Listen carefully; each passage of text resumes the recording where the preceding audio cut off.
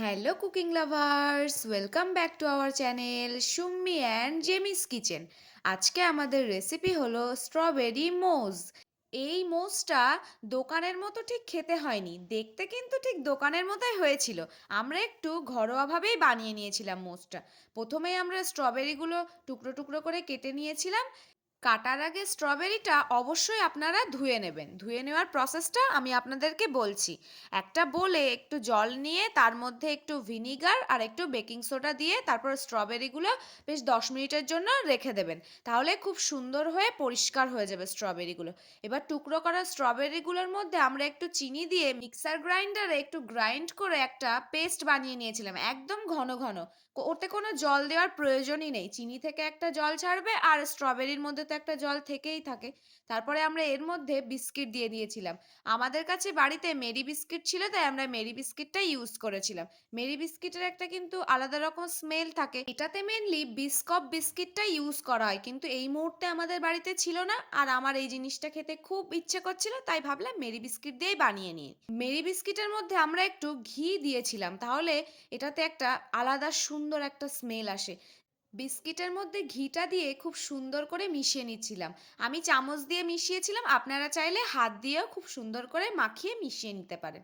তারপরে একটা প্যানের মধ্যে একটু জল দিয়ে আমরা আমুলের মিল্ক পাউডার ইউজ করলাম। বেশ অনেকটা পরিমাণে মিল্ক পাউডার দেবেন, কারণ এটা ঘন হয়ে একদম পায়েসের মতো লাগবে জিনিসটা। তো ভালো করে মিশিয়ে নেবেন। জলটা একটু হালকা গরম হলেই ওর মধ্যে মিল্ক পাউডারটা দেবেন, তাহলে ভালো করে গুলে যাবে। এই দেখুন আমার একদম খুব সুন্দর গুলে গেছে। তারপরে আমরা এর মধ্যে ইউজ করেছিলাম স্ট্রবেরি পাল্পটা। যেই না আমি স্ট্রবেরি পাল্পটা দুধের মধ্যে মেশালাম, একটা অসাধারণ কালার চলে এসেছিল। কালারটা যেমন সুন্দর এসেছিল, স্মেলটাও কিন্তু খুব সুন্দর লাগছিল। দুধের মধ্যে স্ট্রবেরি দিলে কিন্তু সত্যি একটা খুব সুন্দর স্মেল আসে। একটা মনে হচ্ছে স্ট্রবেরি পায়েস রান্না হচ্ছে। দেখুন একদম ঘন হয়ে এসেছে, এটা কিন্তু একদম ঠিক হয়েছিল। তারপরে আমরা বিস্কিটটা এবার কাঁচের কাপের মধ্যে সেট করে নিচ্ছি। আমরা চামচ দিয়েই খুব সুন্দর করে সেট করে নিয়েছিলাম। আপনারা ঠিক এইভাবেই করবেন, একটু চেপে চেপে দেবেন। তারপরে আমরা এর মধ্যে এক লেয়ার ওই স্ট্রবেরির যেটা বানিয়েছিলাম ওটা দিয়ে নিলাম। এইভাবে আমরা 4টে লেয়ার করেছিলাম, দুটো স্ট্রবেরির লেয়ার আর দুটো বিস্কিটের লেয়ার। এটা কিন্তু খুব ডিলিশিয়াস লেগেছিল খেতে, আপনারা অবশ্যই একবার বাড়িতে ট্রাই করবেন। দুধের মধ্যে আমরা যেহেতু চিনি দিইনি, ওই জন্য স্ট্রবেরিটা যখন পেস্ট করবেন তখন ওর মধ্যে একটু বেশি পরিমাণেই চিনি দেবেন, তাহলে চিনির পরিমাণটা একদম পারফেক্ট হবে। দেখে কিন্তু একদম ইয়াম্মি ইয়াম্মি লাগছে, এখনই মনে হচ্ছে আর একবার হলে খুব ভালো হতো। কালারটা তো জাস্ট অসাধারণ এসেছে, একটা হালকা পিঙ্কিশ ভাব। ডেকোরেশনের জন্য আমি স্ট্রবেরির দুটো স্লাইস নিয়ে ওর ওপরে দিয়ে নিয়েছিলাম।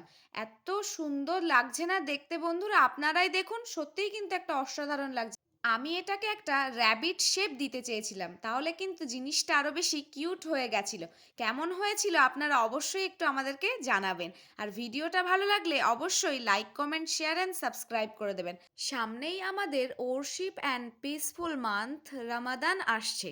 আপনারা রামাদান স্পেশাল কি কি ভিডিও দেখতে চান অবশ্যই আমাদেরকে কমেন্ট করবেন। রামাদান স্পেশাল কাবাব, ডেজার্ট, এইসব ভিডিও দেখতে হলে অবশ্যই আমাদের চ্যানেলের সাথে কানেক্ট থাকুন। Thank you so much everyone for supporting us.